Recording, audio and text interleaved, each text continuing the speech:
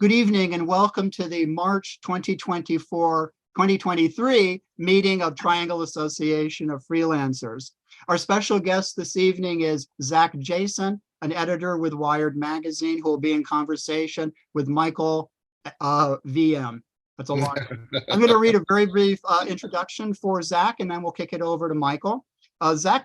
Jason is an editor at Wired, where he directs the research department and newsroom standards and edits features, ideas, essays, and op-eds. He's written for the New York Times Magazine, Boston Magazine, Slate, The Guardian, and many other places. He was raised in Virginia, Mississippi, and Massachusetts. He lives in New York with his wife and his daughter.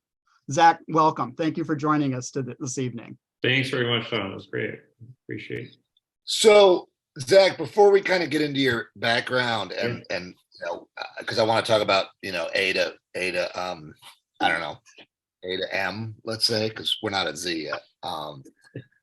But before we get into that, so anyone who joined in the last couple of minutes, Don had tossed an idea at Zak, and it was a good idea. But the first thing Zak said was, "Are there characters?" And we're talking about in the world of features mainly. At least that's what we worked on together.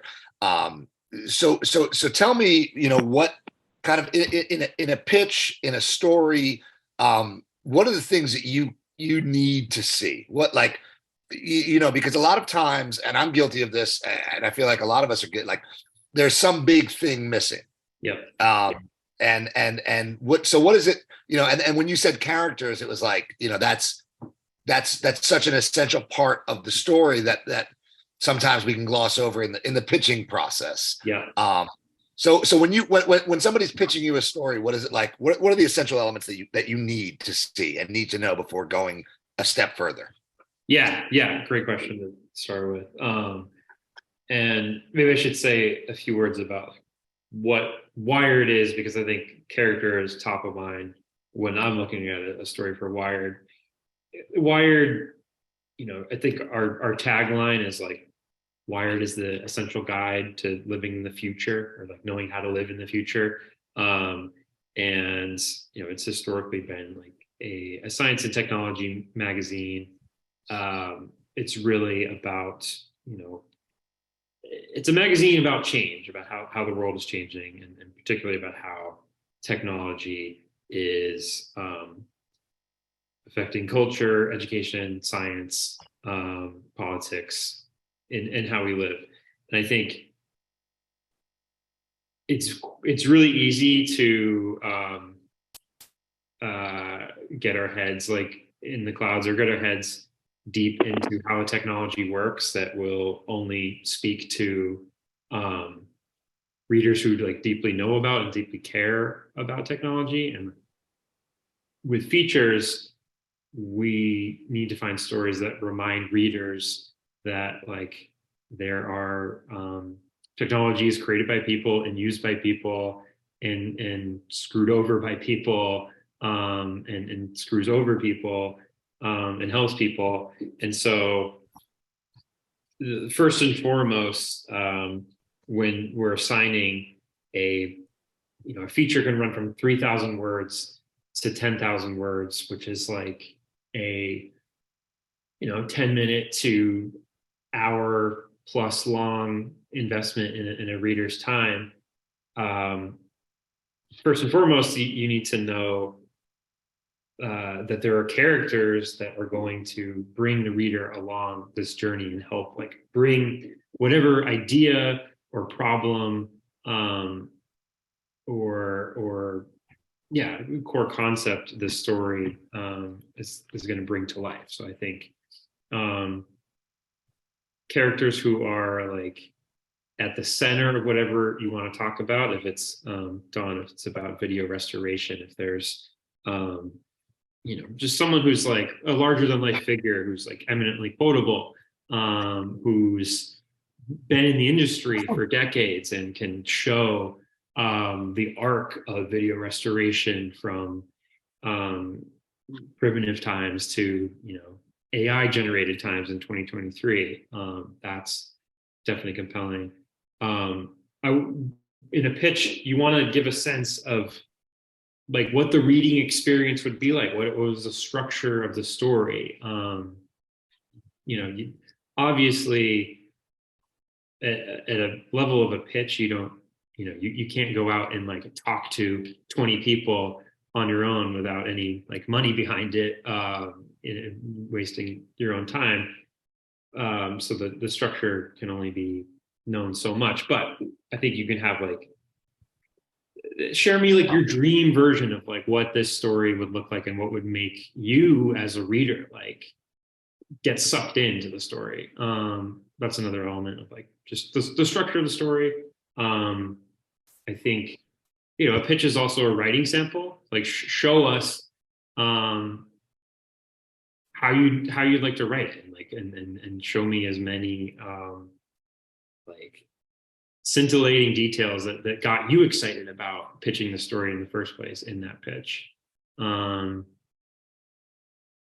Yeah, what else, Mike? I think one word that you keep saying that you're not touching on is story. Like, what's the story? Like, and I don't mean like what's the theme, what's the idea, like what is the story? And a story is a narrative arc, a story is a beginning, a middle, and an end. And obviously a lot of these stories may not have ends yet, like because a lot of them are being told in real time. But one thing I think we often forget about, or it's a skill to kind of learn, is to pitch the story. Mm-hmm. Not just like, hey, here's a cool person doing this cool thing, which is cool.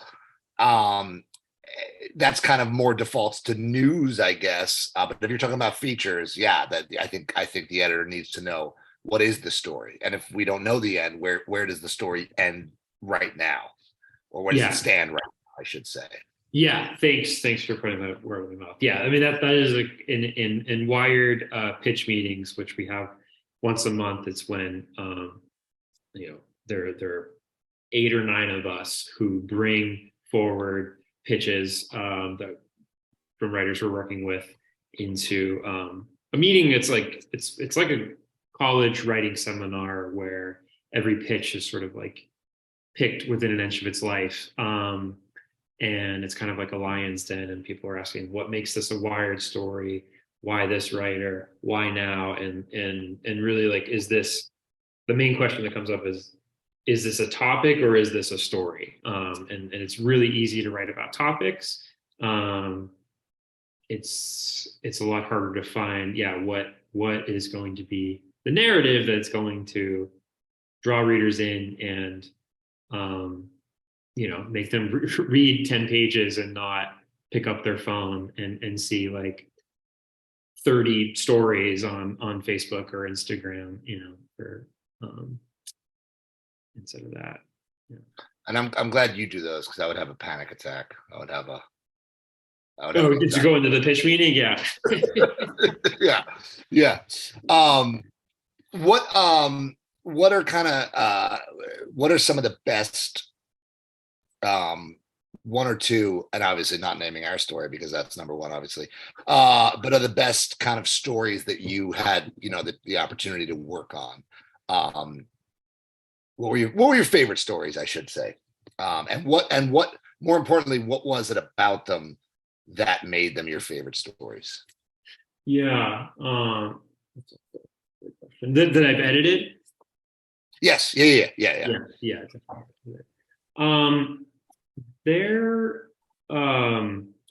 There's a story I edited last year by this writer, Ben Wofford, who found this company based in DC. It's called Urban Legend, and they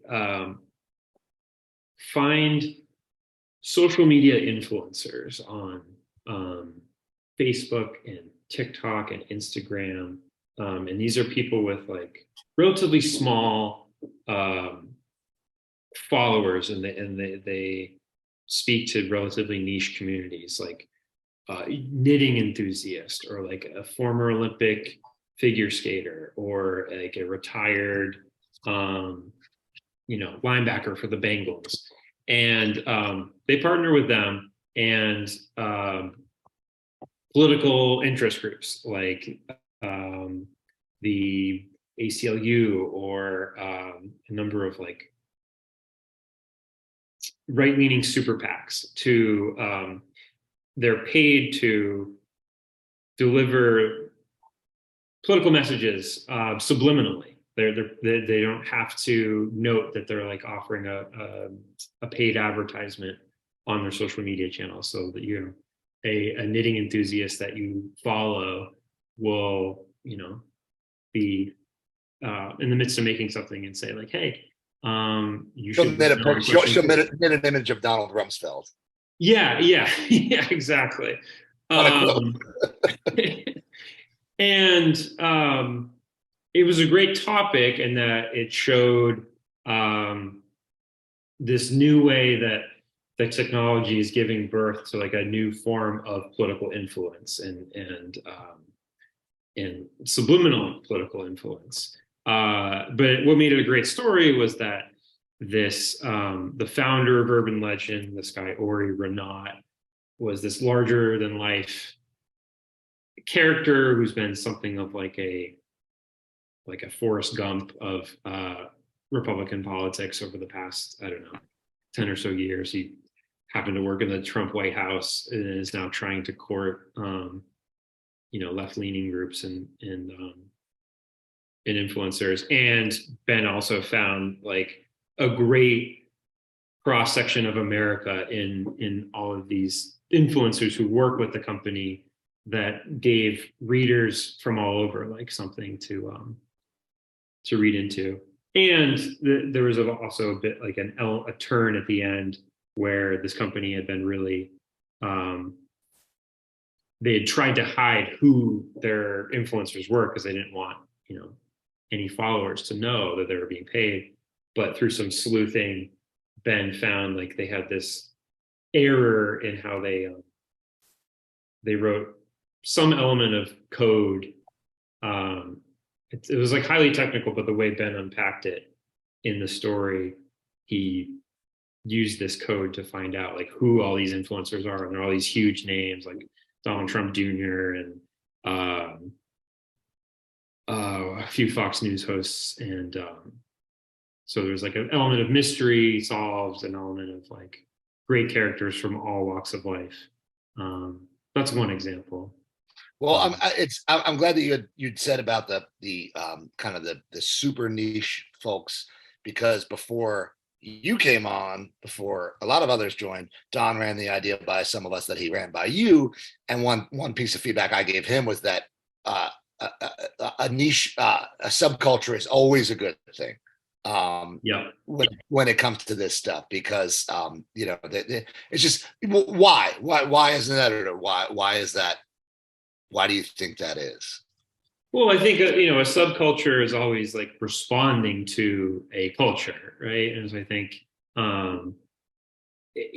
by going deep on a subculture, one, like there's weirdness in all of us. Like we all are, in some form members of some subculture or whatever. So like we see ourselves in people just weirding out and nerding out on like whatever it is that the story's talking about. But it's also like by going deep on any subculture, you can learn more about like why this isn't part of the mainstream culture, and like what about the mainstream culture does it say about the mainstream culture that like this subgroup is responding to. That wasn't well articulated. I also think like with the subculture, you're also much more likely to find people who like are willing to open up to you, that they like they haven't been covered before, and they really like tend to have a stress to like want to be understood by a larger audience, and like you can be, it's a lot of pressure and responsibility, but like you can be that person that tells to the world like what this subculture is about and why they haven't been heard. I think also one thing that fascinates me about that stuff is these places and these things and these groups that we've never heard of, but there are entire sociologies behind them. I mean, there are norms and there's etiquette and there's mores and there's like, and it's like I've never heard about this like hardcore death metal knitting cult, but like here are the rules of the hardcore death metal knitting cult, you know, and it's, you know, and you how did these people find each other? And I'm sure that, and this is probably slightly before our time, correct me if I'm wrong, but I'm sure that was a big boon for Wired because the internet made a lot of that possible. Yeah, exactly. Yeah. I don't know. Are any of you members of your like local Buy Nothing community? I'm not, but we have a very robust one here in Carborough Chapel. Okay.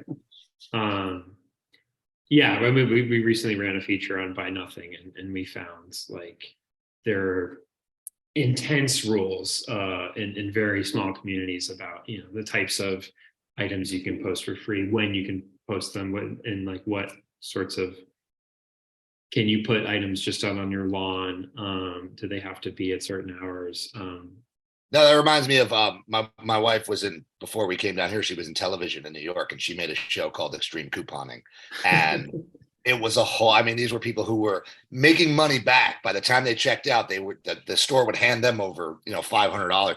But there was like this whole encyclopedia of rules, and not rules in like the legal way to do it, like rules of like how you coupon. Yeah. Which, you know, it just blew my mind. Anyway, what about another, you have another example of a story that you really loved working on, and what about it? Yeah, I mean, I'm biased and I don't want to put you on the spot, but like the story we worked on last year is easily number one for me. And maybe we can talk about, if it's helpful to like talk about pitching it through putting it out. Yeah. Let's well, hold that thought. Let's get back to that. Just tell us about, give us, you know, your life in 1,000 words. How did you, I mean, did you study writing? Did you always want to be an editor? I know you've written, you know, was your goal to be a writer? Did you realize, unlike the rest of us, that freelancing is brutal, and you're like, here's a job? Yeah. So how did you go from, you know, young guy growing up in college to, you know, editor at Wired? Yeah, sure. I mean, I for most of when I was a kid, I wanted to be an architect, and then I took calculus and turned against math, and like I haven't looked back. But I always wrote stories growing up, and then I joined the student newspaper in college. It's where I met my wife. I was her boss, and she became my boss, and then we started dating. And that's like been the dynamic since. And working. Where did you go to school? What's that? Where'd you go to school? Boston College. Was there like because like I know some university, like was the paper there like a was it a thing? It was like a thing for nerds. Yeah, it was like yeah, and it was, you know, it was great fun and very it bred a lot of relationships and like what ended up being marriages, because, you know, we would just goof off until 3-4 in the morning to close an issue twice a week, and it was great, you know, that we were totally independent, never held accountable. Like I had a bar review column where I could, you know, just get like comp to, you know, say 1,000 words about drinking culture as a 20-year-old, 21-year-old.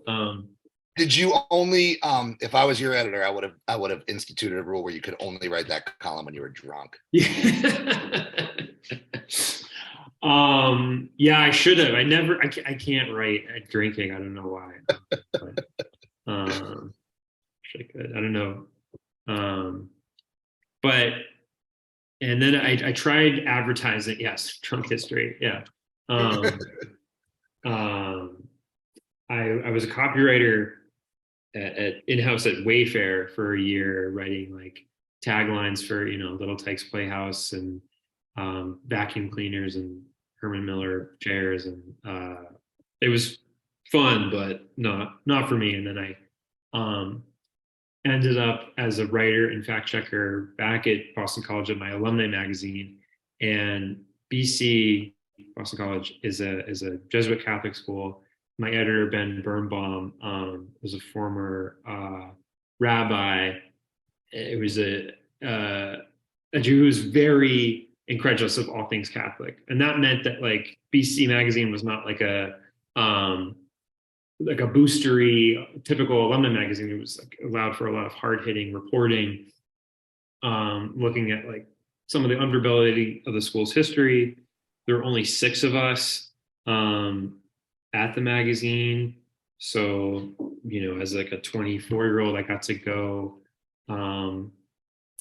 to like 20 different states and write profiles of alumni. I got to spend 3 weeks in Spain. Like there was a undergrad class on the philosophy of walking that culminated on a 200-mile hike on the Camino de Santiago in Spain. I got to do that. Which, by the way, side note, if everyone in here hasn't gotten into it yet, the alumni magazine market is very big and can be very lucrative. Yeah. I'm sure it's still the case. They are always hard pressed to find good writers who know well, especially like local stories. Because any national, any college with a national profile, there are alums like in every state in the union. So I think finding alums to profile who are near you is a great option. I was there for a while, and that was a quarterly, and it allowed me to freelance a lot because the cadence was like quite casual. And I freelanced, for Slate and Boston Magazine, wrote a lot of profiles and investigative stuff for them.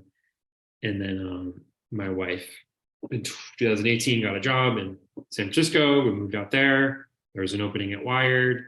And then I became the research director there. And that's like, I manage a team of fact checkers. My main job every day is to make sure we don't get sued, and just making sure, if there's anything that, if Elon Musk wants to sue us over, or, we're going after a highly litigious company, I'm often on the phone with our lawyer, making our lawyer scream with how we want to approach things, which is great fun. How did you get into that role? Was that just what was open? That was what was open. I had been, in addition to writing, fact checking at my alumni magazine, and I needed to find a job. I was across the country. Had never spent time in California. Didn't have any sources or stories in California. There happened to be an opening, and I thought, it could be a good in to learn more. And it's worked out because I've been able to write a lot. Now I'm a features editor. And that basically brings us up to date. Yeah. So let's rewind 8 months or maybe a year, probably even longer. Let's talk about the just one more was the name of the story that we did together. I don't remember how don't take nerd as a pejorative. I'd be proud. Wave your freak flag high. Absolutely. Wired is Oh no. I'm responding to somebody's comment. I'm not calling you. Okay. I don't remember where. I think maybe you had tweeted something that was included in Sonia Weiser's newsletter. Oh, okay. Yeah. I tweeted a call for pitches like a year ago, And so I sent you the pitch about, so I had pitched that story as it was happening in August of 2020 and 2021. Yeah. And there were no bites because one of the men who became one of our main characters was doing such a great job as the minister of information for this group that was trying to get Afghans out of Kabul as Kabul was falling. And so all of my usual suspects, because to be totally frank, I'm a Luddite. The fact that I wrote a story, so there are two major highs in my career. One was writing a story for Wired because I could barely turn my computer on, and another was writing about NASCAR for the New York Times because that was just too hilarious. But so yeah, so I was just desperately looking for a way to get the story published, and I saw Zak's tweet, and I don't know, I honestly don't know what made me think of that, but we were approaching the time where I had to, knowing it was going to be a feature, knowing it was going to take time to report and write, I had to pitch pretty early. I'm going to guess it was around this time, if not even earlier in the year. And because of your editorial process, and you have those meetings only once a month, like it took a long time. Yeah. But do you remember anything about that? Do you remember like our initial kind of interaction? Yeah, I mean, when you put out a call for pitches, you get a deluge, and like most of it, honestly, is like it's either not a pitch, it's PR, or it's like a topic, it's not a story. So I was like really grateful that I read yours in full, and I remember it struck me on its surface, and it was also at a moment when I think Elon Musk had just noted for the first time that he was thinking about buying Twitter, and there was a growing conversation of like how awful social media can be, and your story, and I think you had this in this original pitch, that there was like a line about how, amid all of this growing discontent and swirling misinformation on Twitter, Facebook, all social media, like this story about this group of Americans who used Facebook and Signal and WhatsApp and all these tools helped save 1,500 Afghans and created this database of some 60,000.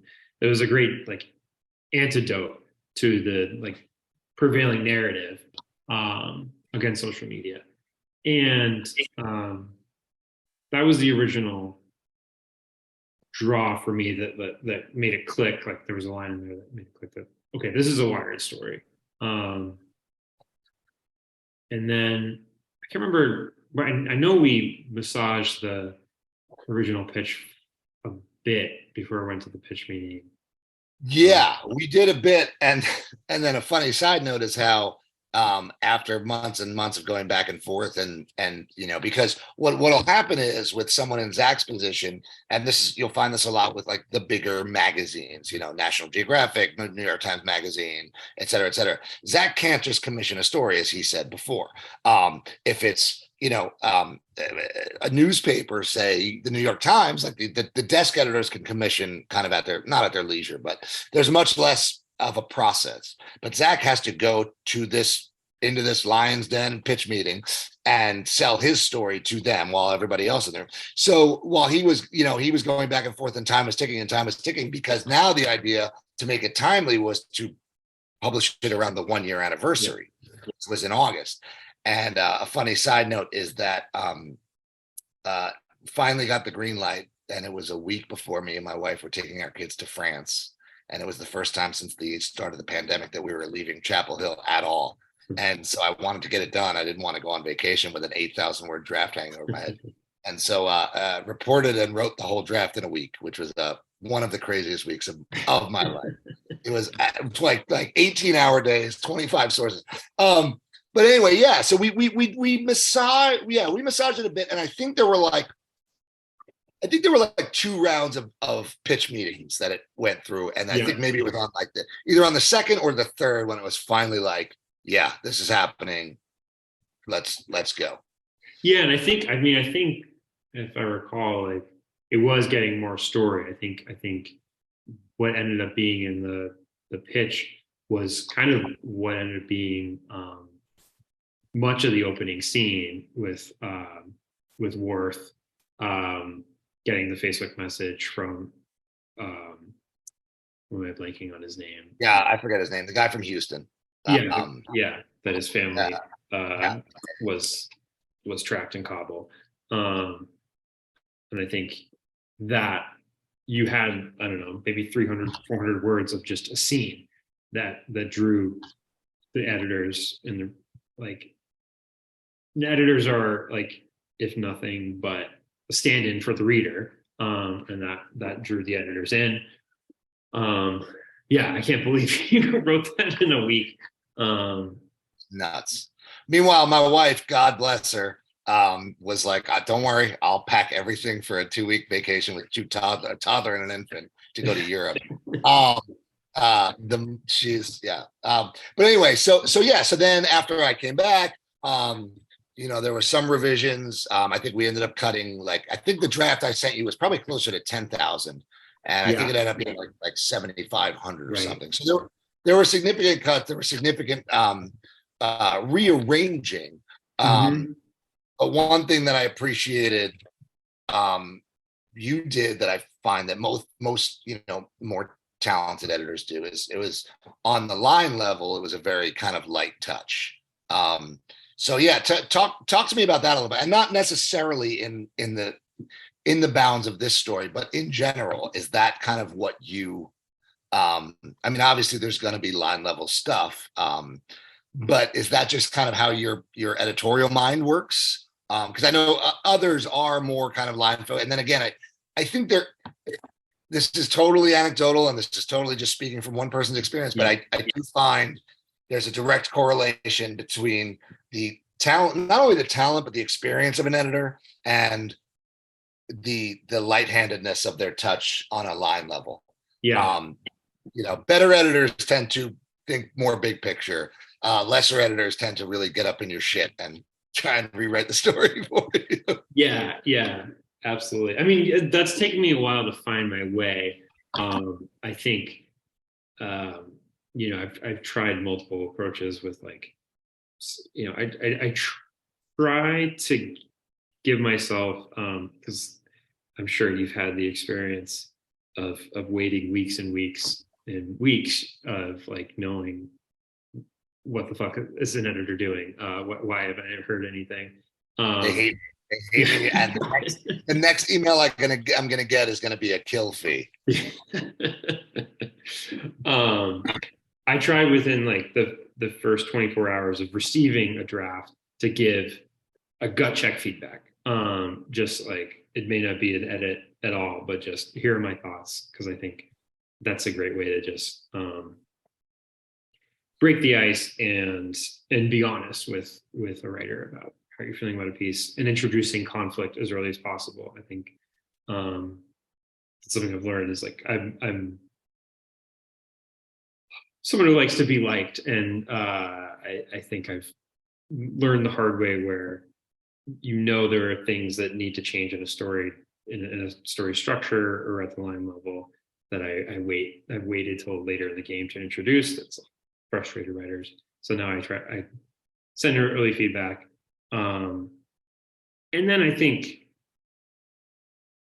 there is something of a mutual therapist-client relationship between editors and writers. And I think getting on the phone with them often, you can get a good sense of how their mind works. And I think talking with you, I just got a really good sense. Look, the draft came in where the writing was very polished already, and B, I knew I had a good sense of what I could say just in comments, as opposed to line edits, to let you do your thing and say what the piece needed, and you put that in your own words rather than me belabor rewriting things. There are times with it's typically with non-writers, a subject matter expert on AI, say, that just happens to be the one person who can write about this thing, but they just can't write.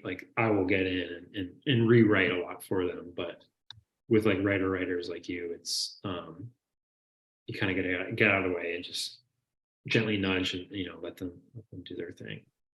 And then from our side, it's always hard to to let go of the leash and say, like, this person is trying to make my story better.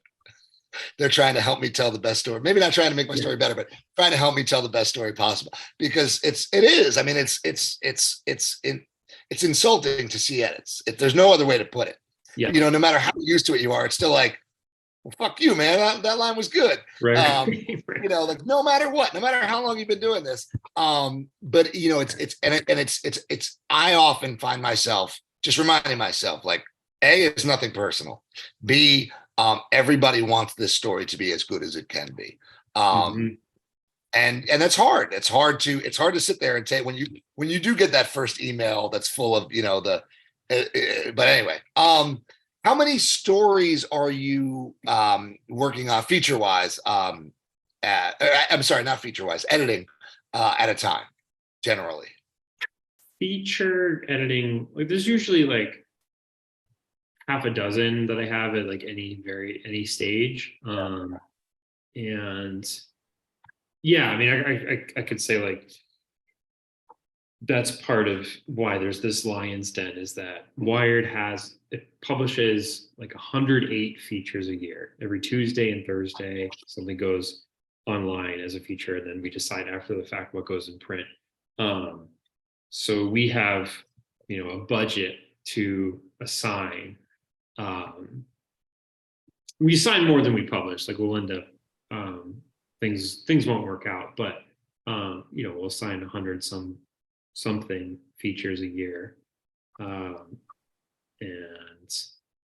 we need to be sure that like it's worth however many $1,000 investment that it's work. Yeah, so it's like half a dozen at various stages, and then I probably have maybe 10 or so shorter pieces, like op-eds or 1,500 to 1,800 word like ideas pieces in the works at a time. Joel brings up a good point that we'll get to, but if anybody has questions, drop them in the comments and we'll Don, what is our timeline like? We do about 40 minutes and then we'll go to questions. Yeah, let's see, why don't we take it till maybe a few minutes after 8? That gives us another 10 minutes or so. Okay. That work? And then do some questions. Okay, Yeah. cool. Okay, sorry. So and then do you have, are there things that you default to? Are there topics, not stories? Are there topics or characters that you see as an editor that always make your ears perk up? Yeah. And if so, where do you think that comes from? Right. Why? Yeah. I mean, I think just because I've been managing our research legal review department and so like dealing with investigative stuff is like much my day to day. I tend to get pitched a lot of and assign a lot of deep dive investigations into tech companies. That said, that like that leaves me really yearning for something outrageous and silly and like just weird to balance myself, because I'm not just well, like hard hitting. I'll prompt you to tell everyone in I guess the least offensive terms possible, the story that you just worked on, to give an example of that. Sure. Yeah. I mean, I tend to when there's like a lot of threats of litigation, I tend to like pitch and write the silliest stuff to just like balance my soul. And the story I have coming out in a couple weeks is about a rise in grooming products for testicles. These are moisturizers and deodorants and serums and cleansers, all for the male genitalia. Just to be clear, you're writing this. This is your byline. Yeah, I'm writing it. Yeah, I've sampled like dozens of these products. I've talked to the founders of these companies. I've and I look into like why is this popular? What does it say about men today that this is a thing? So, No, I love that, especially when just A being what we talk about on a regular basis, like the heaviest. I mean, there were moments I haven't cried as much in years as when I was writing and reporting that story.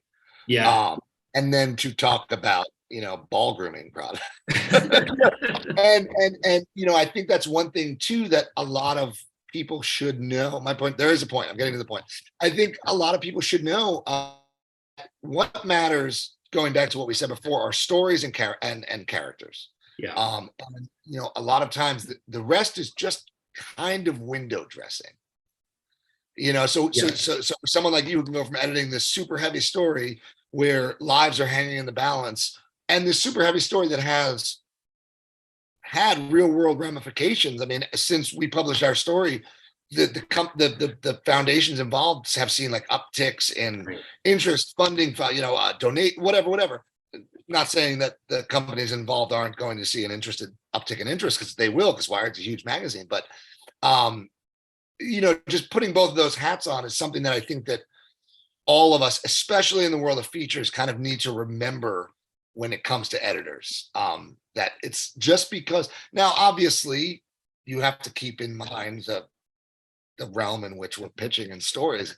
Again, for Zach, it has to be tech focused, not focused, but there has to be a huge tech angle. But yeah, I mean, has there been anything that you've edited that is just like so far, like what is the most tenuous connection between something you edited and technology?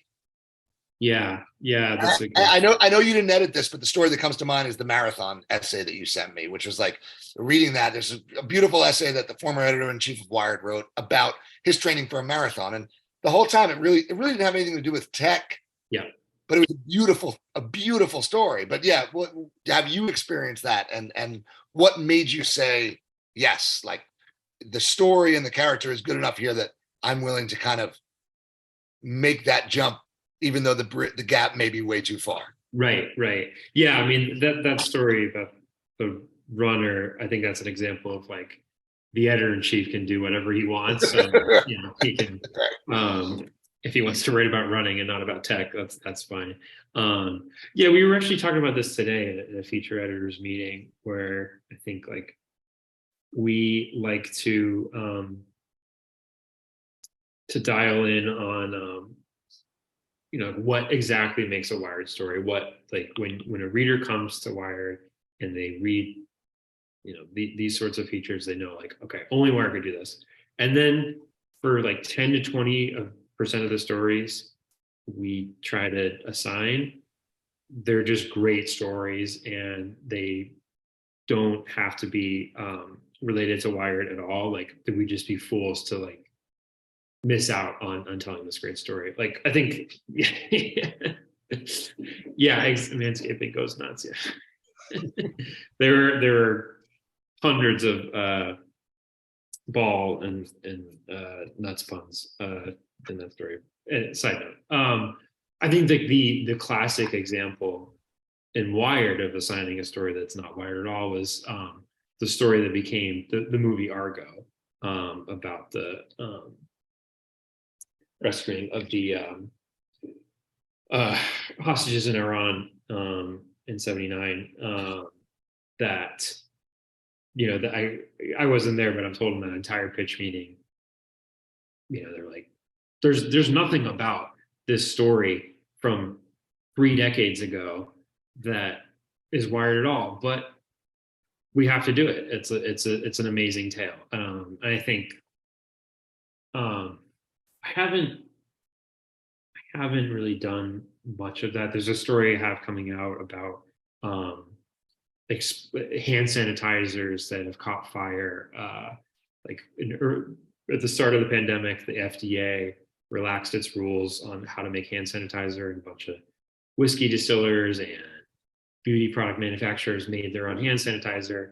And I call it the tequila revolution. Yeah, exactly. exactly. They all smell like tequila, because like, I don't know why, I don't know what the process is, but they all smell like tequila, and I hate tequila.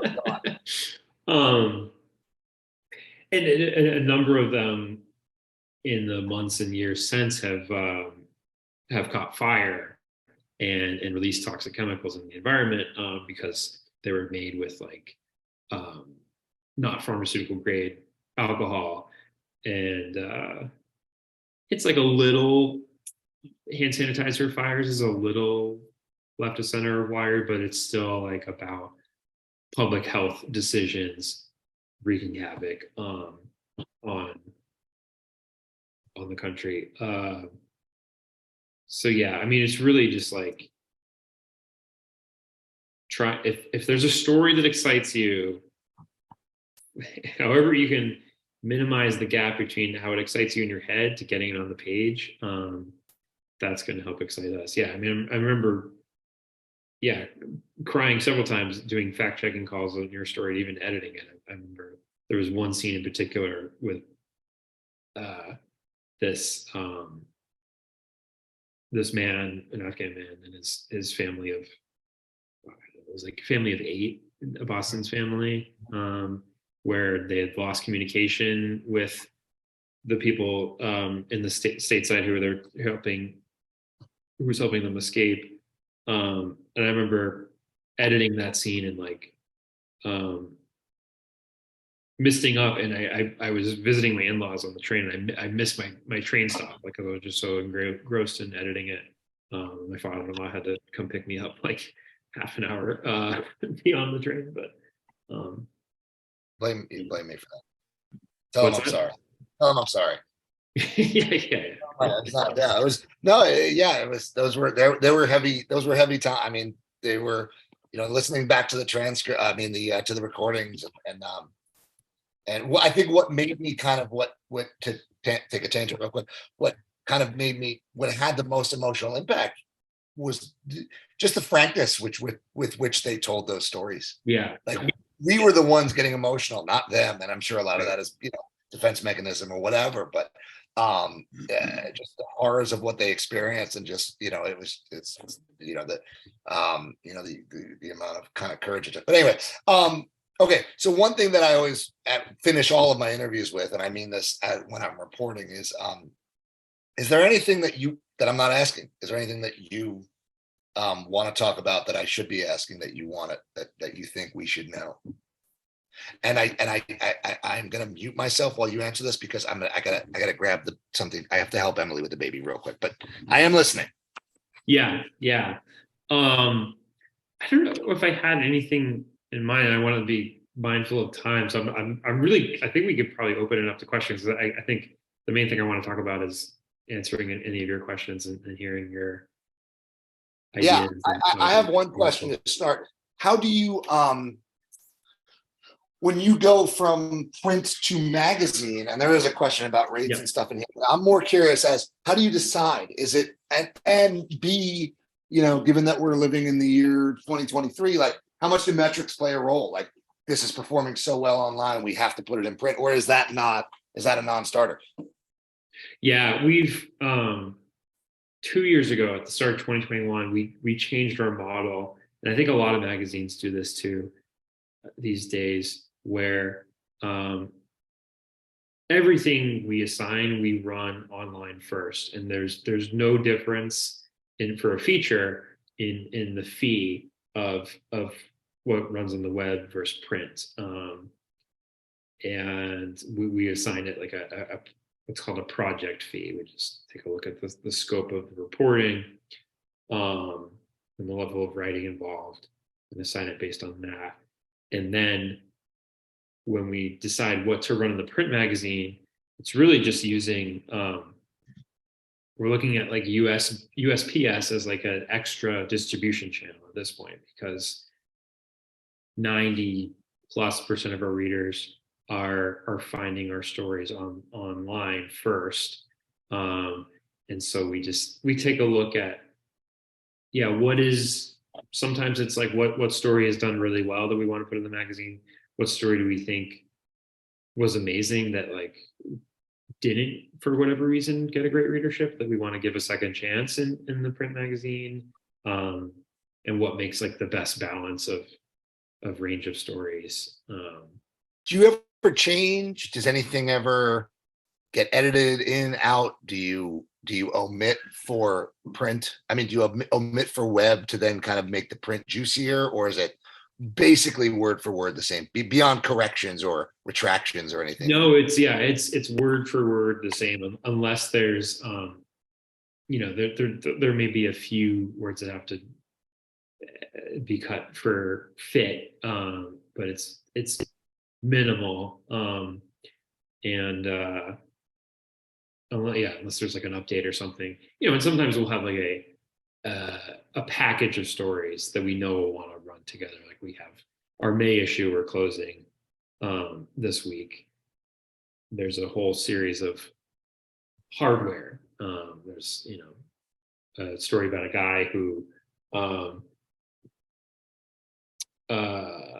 has totally like retrofitted his VW, his like 1960s VW van, and it's about the right to repair movement, and why you should make your technology even more primitive. And there's a whole series of stories about hardware coming together. Let's see. Joel wants to know if is there a significant difference in word count online versus print? No, yeah, that's the same. Like features, I think we have what's called mini features that are like 2,500 to 3,500 words, and then features are like 3,500 all the way up to 10,000, 15,000. But there's no difference in how they run on print or online. Zach, you mentioned the project fee. Is that an inclusive umbrella fee for both print and web? Exactly. Yeah, it's like an all rights. So it's not a two payment kind of thing. It's a one payment for use for both. Yeah, exactly. I think. Can I ask you how much you pay? Yeah, it's I mean, it's a range. I think I think we list. I think at base we start a project fee at around $3,000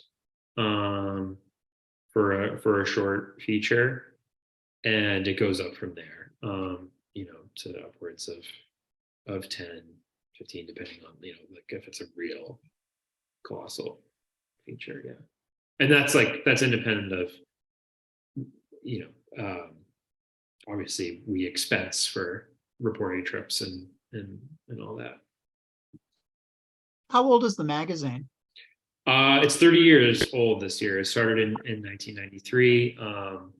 Yeah, and that's a challenge for Wired, where when it started, it was the only technology publication. Now today, every publication is a technology publication. Every story incorporates technology, and so it's something we constantly talk about: is how do we distinguish ourselves as the magazine of the future.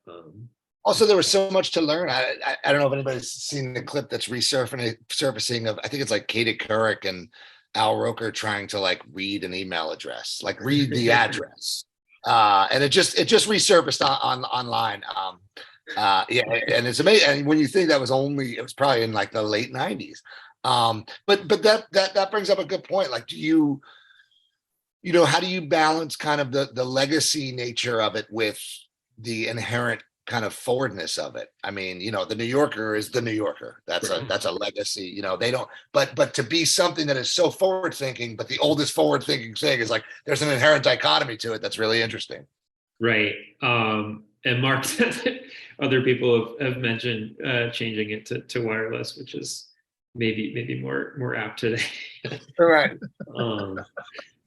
Yeah, I mean that's also something we talk about too. Is Wired in its early years was very much gung ho about tech's going to save your life and make you cooler and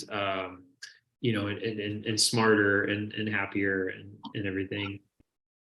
That was like the first 15 years of Wired.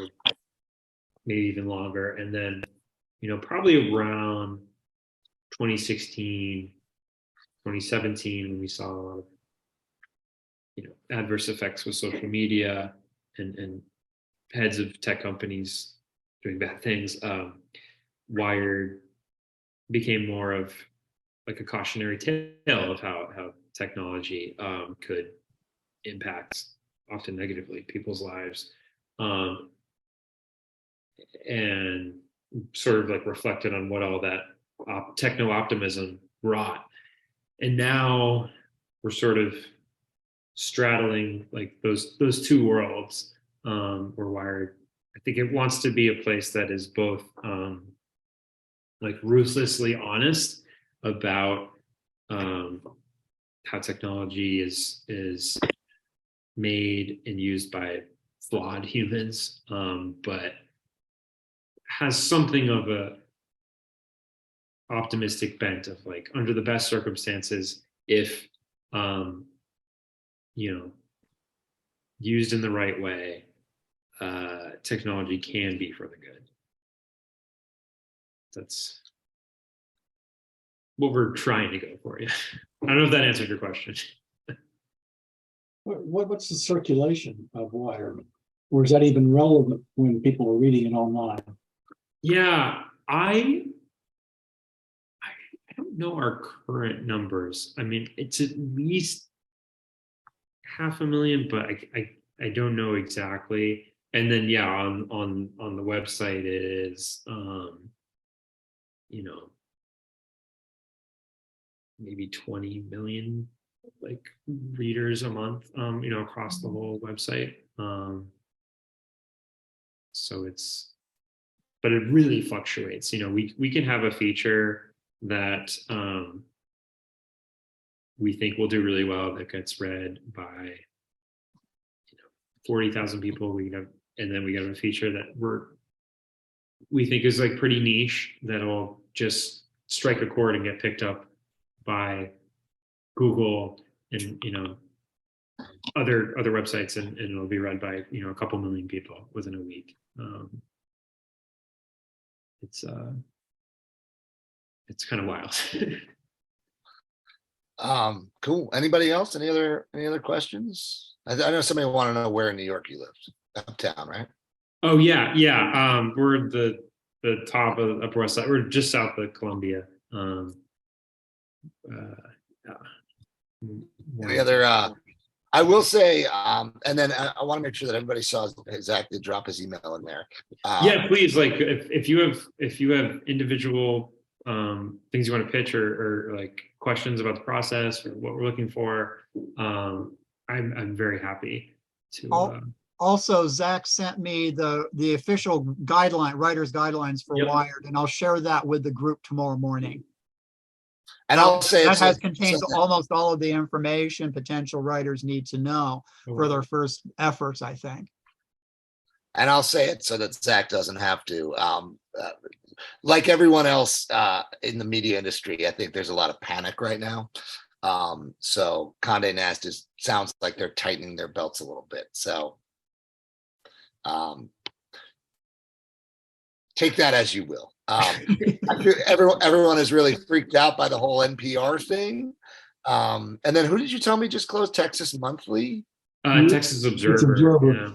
Oh God. Texas Observer. Yeah. I think personally, it's a lot of hype and it's a lot of like stock market crash kind of preemptive freak out. But just so everyone knows, just again, if you want to pitch Zach something, do it now. Yeah, the layoffs at NPR. Yeah. But that's kind of, it sounds like that's kind of making a lot of people panic. And it sounds like a lot of people are just kind of, not just Condé Nast, but I've heard from different people that everyone's just kind of, I think tightening their belt is a little bit of is a good way to put it. Just kind of, they're a little less apt to pull triggers. Yeah, but I would not let that discourage you from talking about pitching. I think there's a bit of yeah. I pitch Zach shit every other day, which is another great point. Is that and this is just kind of a universal point. Just because you get one doesn't mean. I mean, how many stories have I pitched you? A dozen beyond that one, and we've done one. Yeah, this is true. Yeah. One thing I always tell people is just it's a business of no. And it's just it's you know, there are no freelance writers who get mostly yeses. It's just there, and if they tell you that's, they're lying to you. Zach, you mentioned the Argo story, which was made into the motion picture. I was Yep. curious if Hollywood has come sniffing around Mike's story about the Kabul evacuation. Are you asking if they have? Yeah, that just Uh, seems like something that would make a great movie. I know. I think I've heard like a couple of documentarians have talked. I feel like they don't quite understand the story. There was one documentary about the Kabul evacuation that HBO did that I thought was quite thin compared to Michael's story. And it came out like right after, right? Yeah, it was long in the works. Yeah. No, we had a meeting with we had a long, like 2-hour meeting with whoever. Condé Nast has a whole division of people who do that. Yeah. And we had a long, 2-hour long Zoom call with them. And but it's also one of those things, as I understand it, and this is information from my wife, who again worked in TV for a long time, that you'll hear nothing and you'll hear nothing, and then somebody says, we want to option this. But no, as of right now, there's not there. No, but you know what? I don't know. They kind of mess it up anyway. I think we told it really. Zach, I loved your story about not being good at math leading you to be a writer. That's exactly my story. I became a writer because I failed algebra in high school. I took another class called mass media, which was essentially about freelance writing. My destiny was set. Yeah. My terribleness at math led to my current career. Yeah. We're in good company. Does anyone else have any questions for Zach?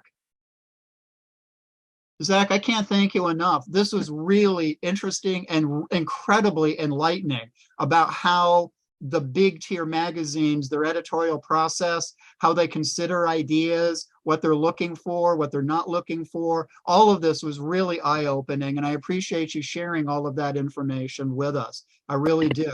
It was awesome. And Mike, thank you so much for asking the questions. This was terrific. One of the better editor interviews that we've had in a long time. We really do appreciate it. Excellent. Yeah. Well, thanks, Son. Thanks, everyone. It was a privilege to talk with you. And please, don't be strangers if you have. Will do. I'll be in touch with my idea. Excellent. Yeah. Thanks, everyone. Have a great night. You too.